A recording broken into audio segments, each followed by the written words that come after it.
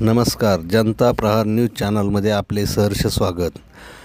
सासवड नगर परिषद निवडणूक 2025 दिनांक 14/11/2025 अखेर उमेदवारी अर्ज दाखल केलेल्यांची नावे पुढीलप्रमाणे: सचिन सुरेश बोंगळे शिवसेना थेट नगराध्यक्षपदासाठी यांनी आज अर्ज दाखल केला.